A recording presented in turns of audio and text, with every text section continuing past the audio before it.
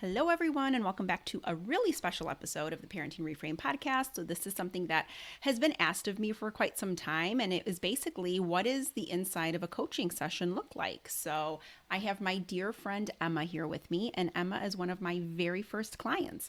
So, Emma and I have known each other for a little while, and I have been able to be her parenting coach, and she supported me in so many ways as the Parenting Reframe grew.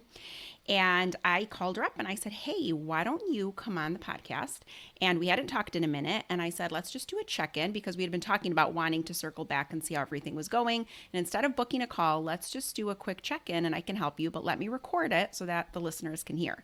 And of course, she was amenable and it was so wonderful. So, welcome, Emma. Thank you so much for being here.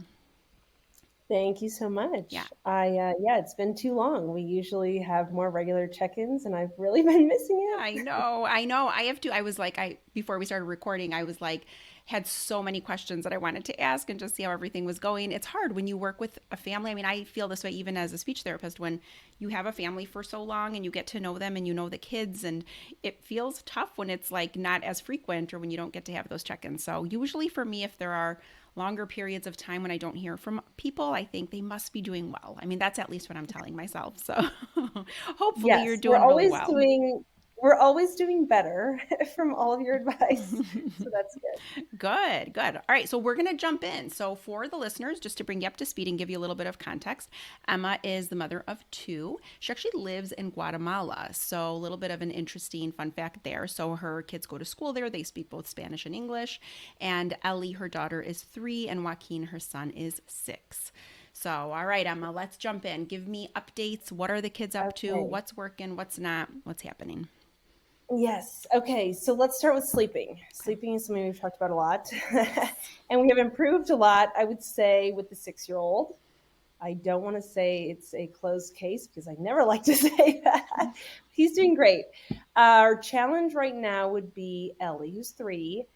She wants to go to bed with me, which is very cute. She's in a really like stuck with mom phase. Okay. She just wants with me. And if it's with my husband, it becomes disastrous. Um, so she wants to fall asleep with me, which is kind of cute, and I don't mind. The issue is that then she'll wake up multiple times in the night and she'll come get me. And she doesn't even want to get in my bed. She wants me to go back to her bed. Okay. So logically, I say, tonight we're not doing it, or I'm going to sit in the chair and I'm not going to cuddle her, which actually is kind of sad because I love cuddling Mm-hmm. her and Mm-hmm. she's my little one. And yeah, she's really cute. Mm-hmm. She's in a cute phase. But yeah, I've got to do something to get her to sleep in her bed through the night. She's also started saying she's afraid of the dark, Okay. which I don't know if she really is or she picked that up somewhere. She tends to like copy things she hears from her brother. Yeah. So yeah, I don't really know. I haven't figured out how to tackle it. And every time I've tried to tackle it, it's like an hour of crying. Mm-hmm. And she's hungry and she has to go to the bathroom and then she's crying and then she like it's such a fit that we're all exhausted and I just get in her bed. Yeah. And everyone's tired at bedtime, right? Not just the Oh kids, yeah. right? And she shares a room with her brother. So we're like, okay, stop. Yeah. We need to get this moving. No, I get that. Yes. So you're not alone for sure. I was just talking to another parent about almost this exact same thing, and it is so common. And so I know, Emma, you know this, but I'm a big believer that sleep is like one of the most kind of game changing things you can kind of implement in your home, a good healthy sleep schedule, because it really does impact everything else. Like when kids are well rested, when parents are well rested, you just have better days. And the less well Yeah. rested you are, the more likely you are to have things like meltdowns and tantrums and power struggles, and your threshold is less and less, and you're going to sort of find yourself more and more impatient, and that hamster wheel of kind of back and forths just keeps going, and there never Yep. feels like there's an end in sight. So, you know this because I've talked to you about my sleep plans, but a lot of times what I like to do with a parent is we kind of want to reverse engineer it. So, what is your long term goal ideally today? If you could have it your way, what would you want? Because you're kind of telling me a couple of things. You're saying you don't mind starting the night off laying with her as she's dozing off. So, that's perfectly fine. Again, I am not of the sort of mindset that there is a right or wrong way to teach sleep. I work with families who do co-sleep and they're happy with it, and as a result their entire family sleeps well. If that's your thing and it works in your home, then certainly keep doing it. I also have other families that it's a real kind of intrusive part of the night. They're not able to wind down, they're not having alone time, the couples are unable to connect at the end of the night. So it's a problem in that way. So if that's the case, we want to get in there and put some things in place so that we can get it to work. So ideally, Right. what is it that you would want to see? Right. I don't mind the putting her to bed. Putting her to bed. I guess I do need to speed that up. It's become this long, drawn out thing where I almost feel like she knows she has the power card, and she'll be like, "Oh, I need a different water." I'm like, she'll go, Mm-hmm. she'll like will leave the room multiple times, and I'm just laying there because I'm like, get it all out, like do whatever you got to do. But yeah, she really draws out the going to bed, so that could be quicker. I don't mind me being with her, and then I'm the only one who's not sleeping through the night because I mean, I guess she's waking up, Mm-hmm. but she goes right back to sleep. Yeah. So I'm like the one going back and forth. I'm really the only one who's probably Right. losing sleep Right. But here. that's not great So either, right? ideally, Mm-hmm. right, ideally she would stay in her bed and she needs to put herself back to sleep on those wake ups. Right. We want to be able to teach her to do that, especially because it's disrupting your sleep. It'd be one thing if you're like, it's fine, or I just fall right back asleep. But Yeah. every time we're getting up and Yeah. getting down and getting up and getting back into bed, it's really disruptive to that sleep cycle too. And you're probably feeling the effects of that as well. So we can do a few things. I definitely think that since you like kind of hanging out with her and getting her ready to fall asleep, I love that idea. So definitely keep doing that, but let's frame it ahead of time. I think Ellie's old enough that she can understand if we maybe set a timer and said, hey, when it's time for bed, I'm going to come with you. And there's a lot of good ones. There's good visual timers where there are ones on the phone too, like if you wanted to actually use your iPhone. But there are even visual timers that look a little bit like alarm clocks. They're kind of cute for kids. They're different colors, and you can wind it up. And while the color is sort of blocked, it indicates, it almost looks like a pie chart. So it indicates that that block of time is when you're together, and then that time continues to decrease. So it's a visual way of knowing, like, okay, this is the amount of time we're going to spend together until you fall asleep. I would let her choose two things that she wants to either read or do while she's trying to doze off. And I would choose activities that are conducive to sleep. I know sometimes, like, I'll talk to a parent and they're like, they love to color or they love to, and that's okay. And if that feels really calming to your child, then keep doing that. But sometimes when we engage all the muscles of the body in something like that, where now we're sitting up and now our hand is moving and our eye hand coordination and all these parts of our brain are sort of waking up to attend to the task, that's not eliciting to the brain that it's time to sleep. So ideally, Right. we want her in the most sleepiest state we can get her. So that's going to start even from an hour before. I would tell her Okay. from beforehand, everything you need in the room has to be in there before mommy shuts the door. And then you have Okay. to be very definitive about that, right? Right. So She's the classic one more book okay, so kid. we're going to talk about the bonus book idea. This is not mine. Okay. This is Joe Newman's, who, by the way, is the author of Raising Lions, and I'm going to interview him for the podcast too, which I'm super excited because I talk about him often. But he has this Okay. idea, or he's shared this idea, and I love it. I talk about it a lot in coaching. So let her, you can read one book together, and then if she wants Okay. one more, the only way we read the second book is she has to get under the covers and close her eyes. So Okay. essentially, what we want is we want her body prepared to fall asleep. And then the nice Okay. thing in doing it that way is that that decision falls back on her, right? So she's going to say, but I don't want to close my eyes. And you're going to say, oh, well, do you want an extra book, or do you want your bonus book, or do you want one more? And then she's going to go, yeah. And you're going to go, okay, well, then you have to close your eyes, right? Like it's Okay. up to you. If you want it, I'm happy to read it. But here's the Right. condition, right? You have to be able to close your Right. eyes. You've got to lay down and close your eyes for me. Right. So the back Okay. and forth when she's doing those things. So keep in mind, this is Mhm. something that Dr. Becky will always say, for author of Good Inside. She always talks about like the idea of when kids struggle to sleep alone, it really is just another form of separation anxiety. So it isn't Okay. so much that she just needs you to sleep by her. It's like sleep for a lot of kids induces that feeling of a fear. So maybe when she's saying she's afraid of the dark, that could be accurate. B, it Okay. could be the fact that, like, for that span of time, she knows that she is on her own, more or less, even though she is asleep. There's probably some resistance to that. Now, again, I'm not saying to accommodate that fear, right? We still want to let her, like, want her to know that you're safe. Mommy's here in this room. If you have an emergency, you can come and get me. Like, whatever that language is around, like, how she can come and get you if she needs you, that you're Right. there, but that you can Her brother hear. is like right Right, there. right. She's not even alone. So, right. So, whatever that Yeah. separation from you is, we want her to Right. sort of know that she is still okay. So, I think just reminding her of that is important. And so then I would do a timer. I would make sure all her things are in there before she has to get up, and I would limit it. She doesn't need, right, like 15 cups of water or a bunch of Mhm. toys, or those are stalling tactics and they're really effective, right?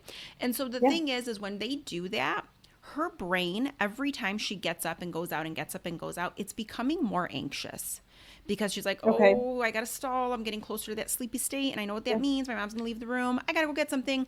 So all she's doing is really inducing that sense of anxiety even more. And it's really feeding into that fear. And we Okay. actually don't want her to do that. We want her to work through it. So it's much better if she just So, stays with you and it's like, it's okay. You actually don't need the water, but tomorrow morning it'll be there for you. but like lock the door. Like, does she just get, like, can you keep her in the She bed? just gets up Mm-hmm. and walks out of the room. Yeah, I would tell her mommy's going to close the door and you need to be able to stay Okay. in your bed. If you can't stay in your bed, I'm not going to leave the room. I promise I'll be here, but then I'm going to Right. sit with my back against the door. And Okay. then you're the Okay. physical barrier, Okay. right? Because we're going to Right. make sure before She's we get the in the I'm so room. cute. Yeah. I get away with murder one. Like I just need my teddy and he's out there. And Yeah. then you're like, oh, well, you just need your teddy. Yeah. Okay. Right. And that's something that feels so easy to say yes to as a parent, right? Like it's an easy, okay, sure. And you're probably already tired at that point. You're laying down, you're thinking to yourself, Yep. just whatever, go get whatever you need. I don't Yeah. care. Like, but now it's really taking longer. And again, just think to yourself, every time she's doing that, it's just fighting that kind of need to get, do something to stall what's about to happen. And they're growing because it used to be like, oh, I need to go get something. And then it's like going to get something. Then she has to go potty. Right. And sometimes she does and sometimes she doesn't, Yeah. right? Sometimes it's like you're just sitting there. Right. So right, she's like adding on to these. I feel Mm-hmm. they're growing. Right. And it is. It's because of that anticipatory stress that she's having around this idea that, like, oh, it's bedtime. I'm going to sleep. But then my mom leaves and then I got to go get her because I don't know why she left. Right. So there's a lot of And questions in her mind because she's only 3. yeah, and when I'm there in the bed, she lays next to me. She's not necessarily touching me. She touches me with her foot. Mm, And so like if she wakes up at night, if I am still there or something, or if she's in my bed for some reason, that's always been her thing. She'll touch me with her foot. yeah. Just wants to make Um, sure physically that somebody is there. right, Right. like checking that I'm there. Mm-hmm. Exactly. And that's I was hard. thinking Right. even like replace it with like a large stuffed animal or something. It's not going to matter because it's not you, right? And she Right, totally gets right. it. What we want her to do is get used to the fact that even if she can't physically feel you at night, she is okay, right? Right. So I do the timer and let's say I cuddle it with her or whatever. Yep. And then I say like I'm gonna leave the room or I'm gonna sit in the chair or like she has to do that last part on her own, right? What do you mean, like falling asleep on her own? Yeah, No, I mean, if right. you can do what you've been doing, is the biggest Okay. problem the middle of the night? Yeah. Right. So it sounds to me like 2 things are going on. One is you don't like how long it's taking for her to fall asleep, but you don't mind laying there with her. Right. Right. And that the second piece of it, or the second area where it's not working, is that you keep getting disrupted sleep throughout the night because she keeps coming and finding you. So we want to kind of Yes. reteach those 2 things. If you don't mind laying Okay. there with her and that sort of special time for you and her, and she's Yeah. dozing off and that feels really good, and you're actually winding down yourself in that same moment, and again, assuming that that's feeling right, then certainly do it. Right. Again, I'm never going to tell somebody like that's the right way, that's the wrong way, right? But what I Okay. would discourage doing is like the constant getting up and getting things. Those are all Right. kind of ways of her that she's just really working through that anxiety piece. You just want to remind her, honey, you're good, you're safe, you're fine in your room. Joaquin's right there next to you. Mommy's in her room, daddy's in right over here. Let's just remind. Right. And then I would do like a quick 5 minute before you guys go in the room, like get your list out, like what are the things we need? Because remember, once that door closes, we really want to stay in bed. So is it teddy Yeah. bears? Is it our Right. glass of water? Water. Is it whatever the case might be? Let's make sure we use the potty. Like I would just have that all out of the way. And then have Yeah. her excited about something, right? You could have something fun in the room for her that, like, that's going to make it nice for her to realize, like, oh gosh, I really love this space. I love my room. But that's not her challenge. She's not like not wanting her room. She just wants you there with her. So then Right. I, And I have read mhm, that the way you put them down and then when they're up at midnight, it's like they want that again, which is why she's looking for me. right. So I was like, "Ooh, that's where I'm failing this. Well, it's hard. No, it's hard, right? And then little by little, you do want, I mean, assuming that if that's what she's doing, that she's waking up in the middle of the night because she wants you back or she wants it the way it was when she fell asleep, then yes, we can Yep. put steps in place so that it's less and less and less of you there. Okay. Do you know what I mean? But I think it has to be baby steps. Like I was talking to a parent and I said, we want sometimes the end result so fast, and it's just a process, right? So she's 3.5, Right. and for 3.5 years she has probably slept in some way that looks like this, right? You've been nearby, and she's become used to this. And also kids go through phases. Sometimes they're not scared at all, and other times they become Yep. more fearful, and then they calm down again, and then something else happens and now they're And scared again. you know what? It got worse. We went on a trip. And when we went on the trip, there were like two queen size beds. Mm-hmm. And we were there for a few days. And so my husband slept with my son and I slept with her. And honestly, I'm sure it got worse because it wasn't this bad before that. Like she loved that. Yes, yes, and we'll get She her was like, back now there. Mm-hmm. we're back to sharing our bed. Yes, But yes. at our home, she has a twin bed that I'm not looking to share with her. Yeah, and that's okay. It's like, and that kind of stuff happens, right? We have setbacks where we're in Right. situations where the sleep doesn't look the same, right? Vacations, when our kids get sick, right? That totally throws Yeah. everything off. So that's okay. Right. You don't have to stress when you're in it, like when you're on vacation. And if those are the sleeping arrangements, enjoy it. That's the fun part of being on vacation. But then when you go Right. home, you want to jump right back into what normally is at home. So that way she can also see and make that distinction that, like, at home, this is what happens. Sometimes on our fun Right. trips, we get to do this other cool thing and it all works, right? So I think Okay. in her case, let's start here. Let's start with, like, you're With the there. Let's bedtime. decrease Yeah. the amount of ups and downs that we're getting right at bedtime. Let's do the Right. bonus story as long as she's under the covers, eyes closed, otherwise, no bonus story. If she keeps waking Okay. up, we sit against the door. We just keep Okay. redirecting her, and you're going to stay really calm, right? Okay. And then I would Right. start. This was probably 2 hours last night That's between very long, my right? son falling asleep because Mm-hmm. he's like got this down and he's tired. Like he does the story too, and he's like Yeah. in bed. Mm-hmm. And she's like up and down and around and readjusting and doing all this stuff. And yeah, like 2 hours is a long time. By the time she's done, I'm like, I'm done. Yeah. Yeah. And it's hard at that point, right? So let's set a timer just to remind her that there's an allotted amount of time that we're going to do this, or otherwise mommy's Yeah. going to step out. And then I would step out and keep coming back, step out and keep coming back. Like leave the room. Yeah. Unless she's going to totally Okay. disrupt Joaquin, right? That might. No, he sleeps through He's this whole good. thing. Okay, perfect. Yeah. If that's the case, then we could certainly tweak it and do it a little bit differently. But I think that's a good place to start. And then I would tell you, like, we could move on and talk about this in another call. But, like, then after that, we're going to move into a second phase and then a third phase, because then I think little by little, what we want to do then is stop the middle of the night wake ups. And that is Right. likely happening because she's not independently falling asleep. So then maybe you're Right. there when she falls asleep, but you're not laying in bed with her. Right. And then I you're. think the timer for cuddling could be good. Yeah. And then I'm like, I'm in this chair if you need anything. Yes. But you're in your bed. Right, because she needs to be able to kind of self-soothe and roll over and know that she's okay. And then some other Right. things to think about too is, like, if her shower or her bath is right before bedtime, think of scooting that earlier. And you said an hour before bed, she should be like mellowing out. So like no TV. She usually does the show after dinner before we go in for books. Yeah, so okay, I'm going to kind of say an unpopular opinion here.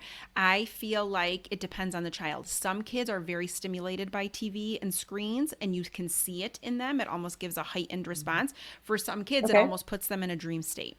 Like Yeah, both she's of my she'll fall kids, asleep yes, sometimes are in front were of TV. very Okay. sleepy if I even let them near a TV.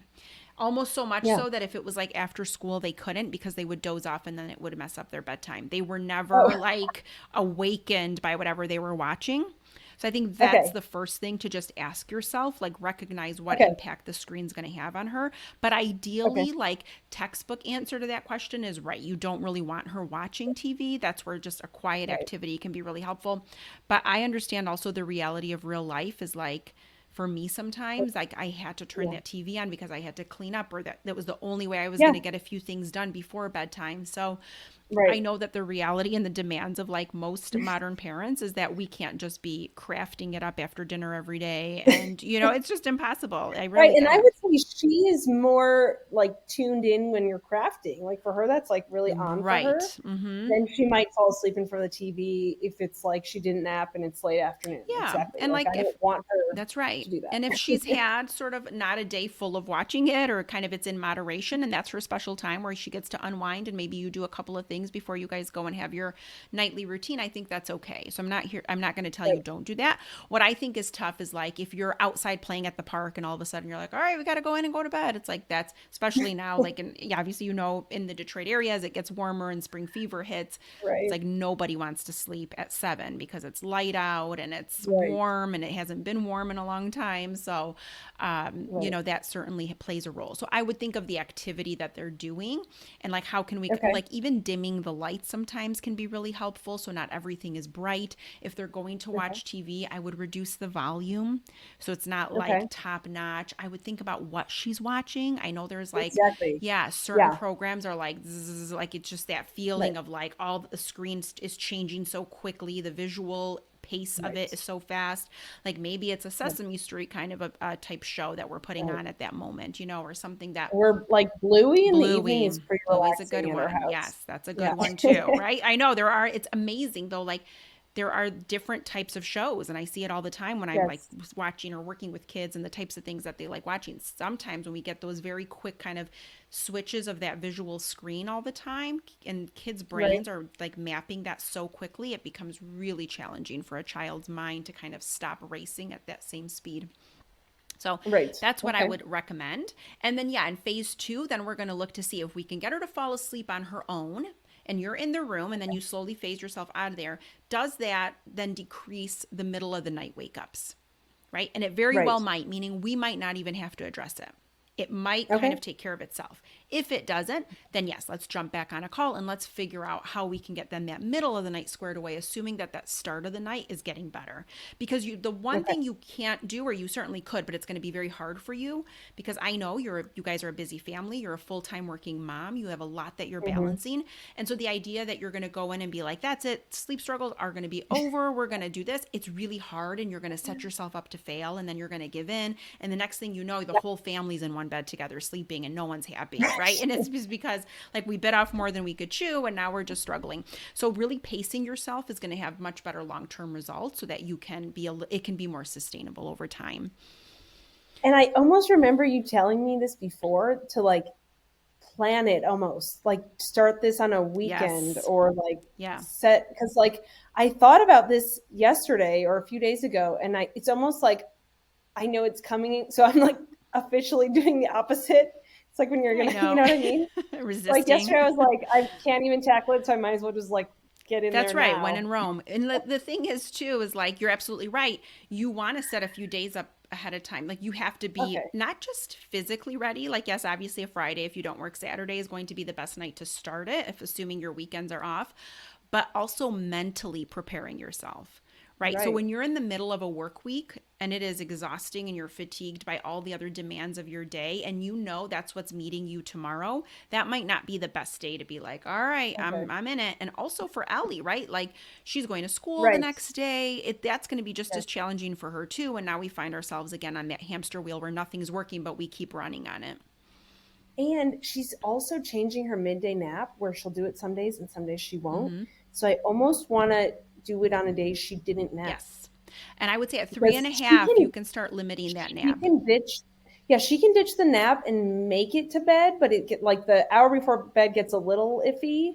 She's tired, Mm-hmm. and then it's almost like the next day she does need to nap. Yeah, so if that's the case, I always recommend making her bedtime earlier Okay, if so you we'll ditch the can. nap, a little earlier bed, and like Yes, start her off on a that's good right. Because she doesn't day. know, right? She doesn't know that it's 6:30 and not 7:30, right? So in No, theory, she has no idea. you could just push that bedtime earlier, and it's not really a power struggle because she doesn't really know that you did that. Okay, But it's us right. recognizing that need that she's indicating she needs more sleep. It isn't quite the same as it was. She doesn't need a full nap in the middle of the day. But yes, the days that she naps, that's going to completely impact what bedtime looks like because she's going to Yeah. have a lot more energy, right? She's not fatigued yet. So we're going to Yes. think of like setting the scene so that it's it's optimal to be successful. We want it to work. So we want her most She tired. Yes, she did an extra long nap the other day by Isn't that the accident, and worst? It's the worst. my husband started singing the like sleep song that he sings him every night, and she literally started dancing in the bed. And I was like, "Oh no, what is happening? It's Like this is backfiring. I unprecedented." know. Well, that's when I knew my son was sleepier than my daughter, I would say, and that's when I knew I had to start taking the nap away. Yeah, He loved his nap. He would have napped always if I let him. But then all of a sudden, yeah, it was like 10:30 at night and he was like skipping around the house like it was nobody's business. And I remember being like, "Oh my gosh," and he was my good sleeper. So what's my husband and I happening? were like, all right. And it was a little bit of a fight taking that nap away. We did it little by little and through kind of increments of like waking him up after an hour of sleep and then after 45 Right. minutes and then a half hour. So we couldn't just completely yank it from him, but it definitely improved. And then, yes, what started to happen was the bedtime shifted a little earlier and he would do a solid 12 hours every night then. Yeah. Wow, That taking the nap that's is going to help her incredible. tremendously. Now, if she was I would two or two and say a half, I would tell watching. you, let's think differently on this. But at 3.5, she can likely get a good 12 hours at night and be just fine.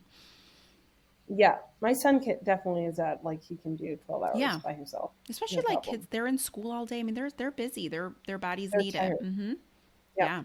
And he can literally sleep through his sister crying, It's getting up, amazing. I talking, know. singing. It's a different level of sleep. I know. I remember when we took Adrian, my son's nap away, and then he started to sleep through the night. It was like you could have dragged him by his feet down the hallway and he would not have even opened an Right. eye. I mean, we could scoop him up and throw him right in his bed or do whatever, and he was dead asleep. So it is a real heavy, good sleep, and they definitely need it.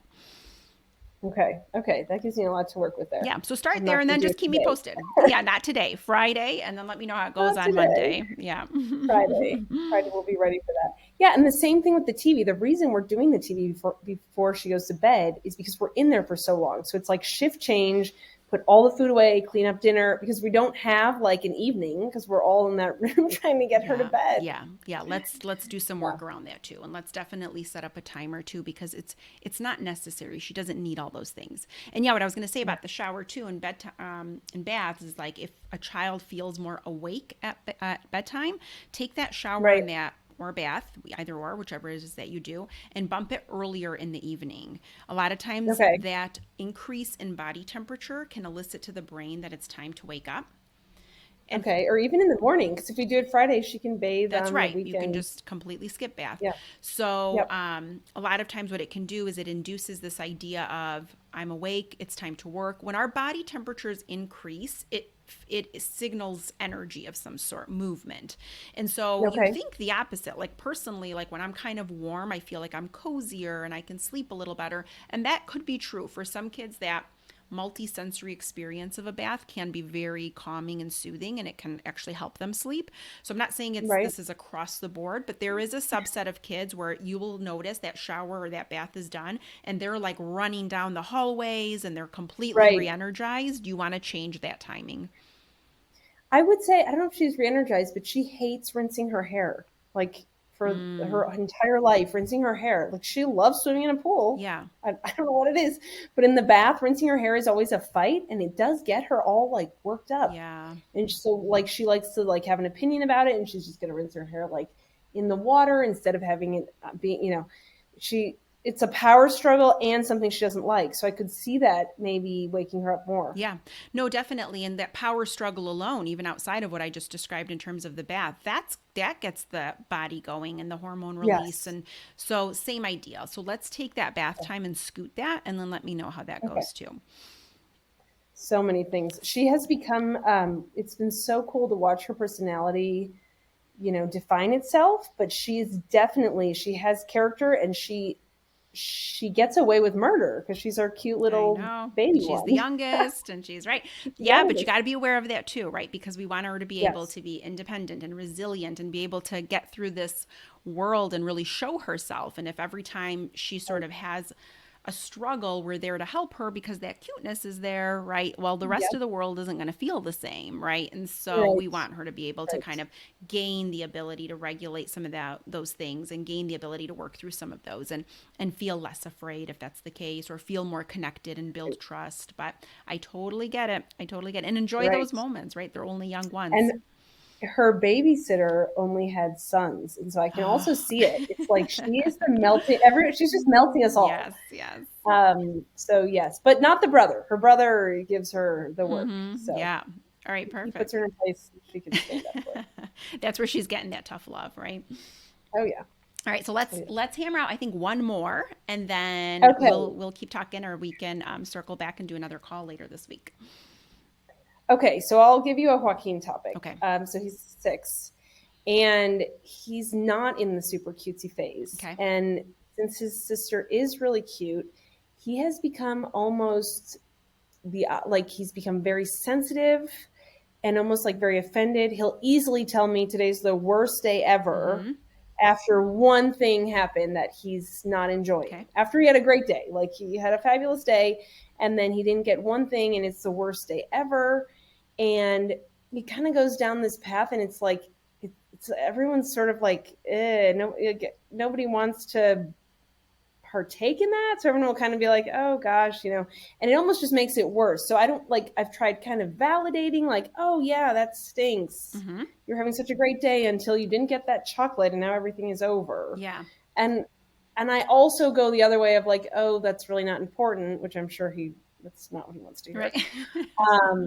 You're fine. Yes. Get over it. But it's sort of like, I don't know, it does sort of weigh on me and drive me crazy. And then I'm sure he sees us all with his sister kind of not having that dynamic. So I don't know if it's making it worse, but I don't really know how to tackle his, like, I guess it's oversensitivity. Yeah. So I think kids go through different phases, and they have a sort of temperament that they already have, that they're predisposed to being. So he might be a sensitive kiddo who is maybe looking around him right now. He's 6, and you're right, they're not getting the same attention at 6 as they do at 3 for their quote unquote cuteness. And so while he probably doesn't care so much about that, he's just probably recognizing that Ellie is valued in this other way that I can clearly see I'm not. And that doesn't mean that it's true or that you guys are doing anything wrong. It just means that he is wondering where his value lies. What is it that's Okay. special about him? What is it that he brings to the table that feels worthy of mention? Or like, what is Okay. it that we could kind of connect with Joaquin on? So right out of the Okay. gates, to just unpack it a little bit, when we're looking at a child who's maybe like, I'm cute too, or like they're kind of saying some of those things in response to maybe a sibling getting attention at that age, I just think go ahead and go like, you are super cute, Yeah. right? Like Yeah. I would just go in, and then I would follow up with like, but you know what else? You can do this, you can do that. And I noticed the other day that you built this whatever, right? Like you're going to cite 2 or 3 things that are really unique to him, and I would Okay. make sure he knows it, and I would make sure that he is hearing you describe it that way, right? Okay. And Okay. that I think it's just a way of saying, where do I fit into this equation, right?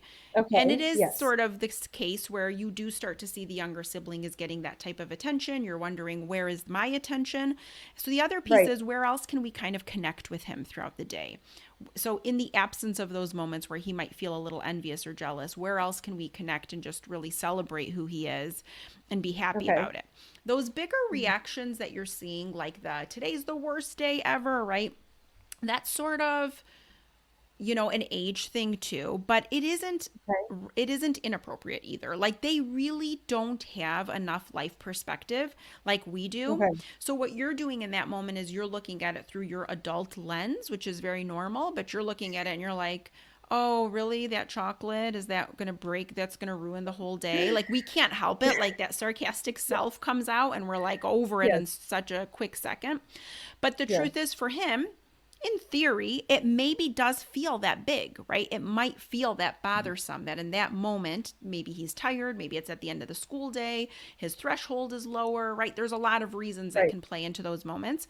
So when that happens, I would do what you first did, and then I would ask him to think about, is it true? Like, I don't know, is that true that like your day is so bad that your day was terrible? And he might go, yeah, yeah, it was terrible. It was the Okay. worst day ever. And you'd be like, okay. Because when I was talking to you earlier, I swear I thought you told me that at school this happened and that happened, or you played with so and so, or like whatever it is that Right. you can kind of gather. But I wouldn't say it in a corrective way.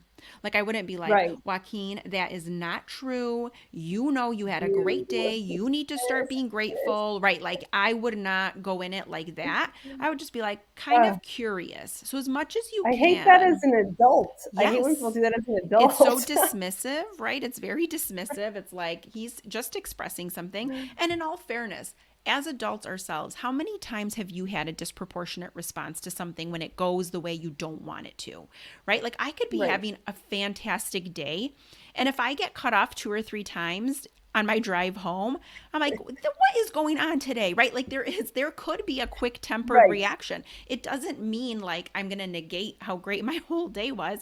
It's just the fact Right. that like we all have these moments. So when our kids do it, it triggers us because for a couple of things. One is when our kids make big statements like that, I think often parents make the association that they sound spoiled, or they sound Yes. entitled, or they sound Yes. ungrateful. And so when we hear that, and that those are the sort of descriptions that come up in our minds, we need to stop that because we certainly aren't going to be the parent that raises an ungrateful kid. So I'm getting right in there Right. and I'm going to fix this right now, right? But the Right. truth is that's such a loaded reaction. It's a loaded response because in his world and in his mind, that was just a present honest response to something that happened that he didn't like. And if you Right. just met that with curiosity and not that reactivity with that kind of loaded Right. feeling that, like, oh no, we're not going down this road, he would Right. likely anchor and calm down so much faster. So if you just Well, stayed and it almost curious. usually he almost usually pairs it, which this like even triggers me more. He'll be like, "I'm having the worst day," and then he'll be like, "Can I have some candy? Or can I buy something?" Or Mm, like say something that, and I'm just like, "What?" yeah. Like, like he obviously is having this bad feeling, and then he wants to real quick fix it with something that makes him happy, Yeah. right? And in my mind, I'm like, first of all, you're not even having the worst day of your life. Right. Right.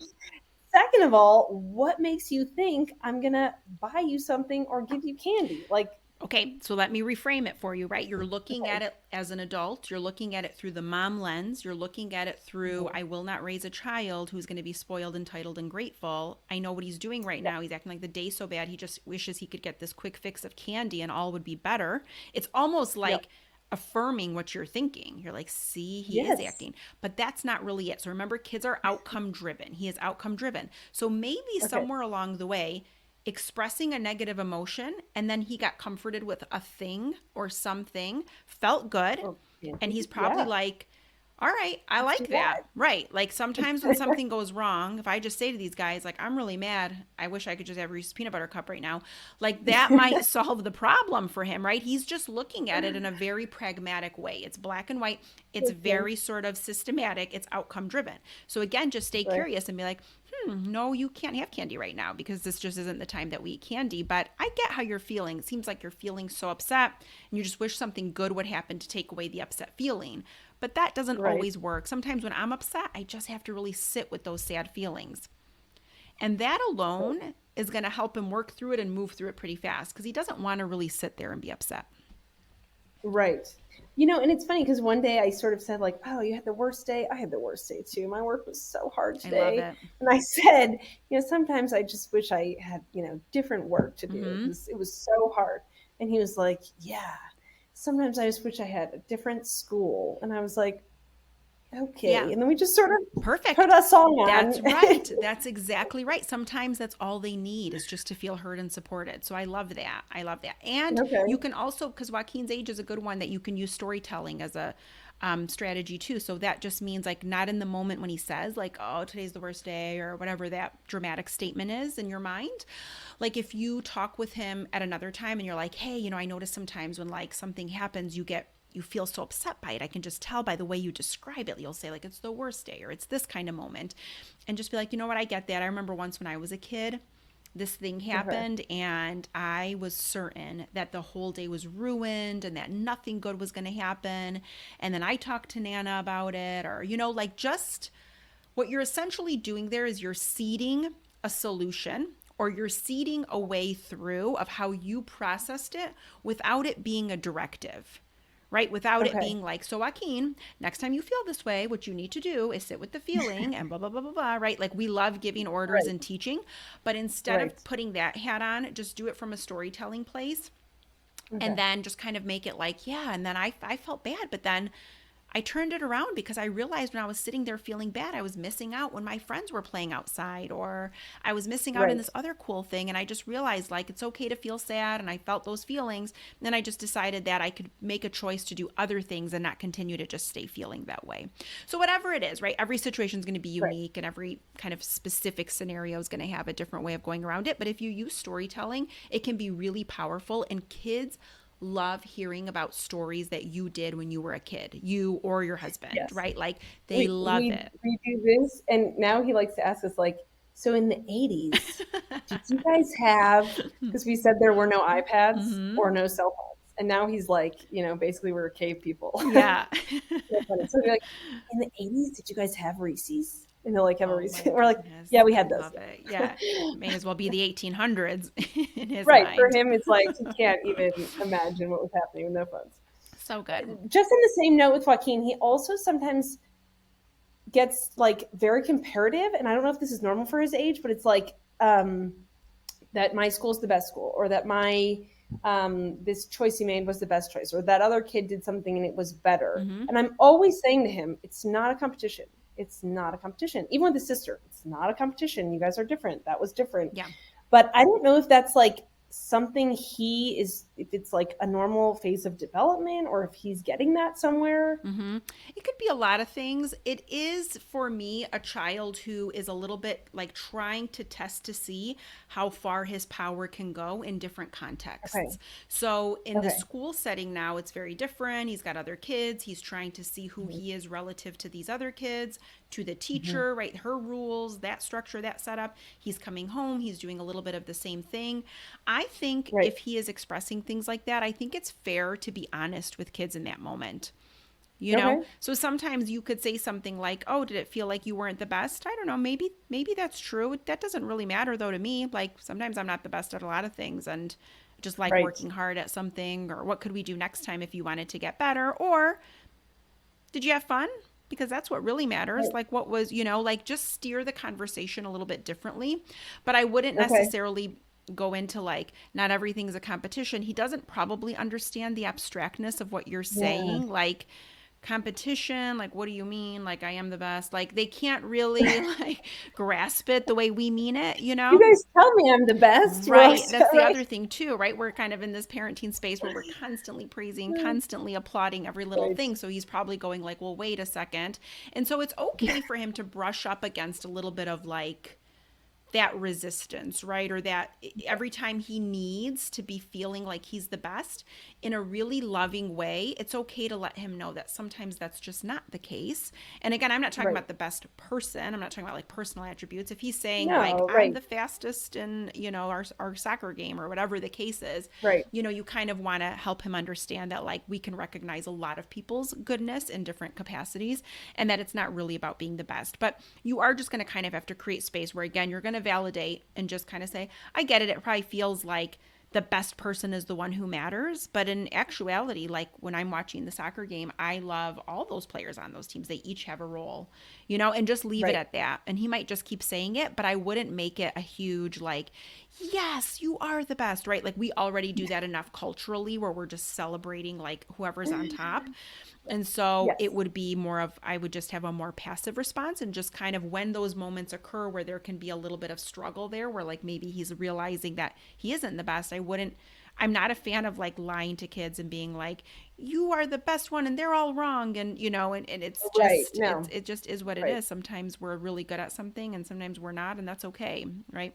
That's setting you up for like Yeah. further down the line failure. Exactly. Right. Exactly. So try that and see if just a little Okay. bit of a different response can shift that for him just even a little bit. Okay. Okay. Yeah. Oh right. my gosh. Well, it was so good. I think we'll stop there. I know we could probably talk Okay. forever, but yeah, Yes. I think this just gives a little bit of an insight to what a coaching session looks like. They're pretty casual, I would say. And really, my hope is that I can support you, Emma, obviously, and other parents in these coaching sessions. So, like you already know, you can contact me throughout the week and ask me questions, and we can make tweaks along the way. But thank you, everyone, for listening. I hope you enjoyed this snapshot of what it looks like to be inside of a coaching session. For more information, you can head over to the show notes and book a free call. I'll see everybody next time. Thank you so much for joining me today. If you liked what you heard, don't forget to subscribe, rate, and review this podcast wherever it is that you're listening right now. And what really makes my day is if you share or recommend the podcast to a friend. It is the greatest compliment. If you have not already, head on over to theparentingreframe.com where you can subscribe to get my weekly newsletter, Parenting Skimmed. 10 sentences delivered to your inbox every Thursday to help you parent and live a better life. It's for the parent who constantly told me, I just don't have time to read. Make sure to come and say hi to me on Instagram at theparentingreframe. My DMs are always open and I love hearing from you. Until next time, this is Albiona.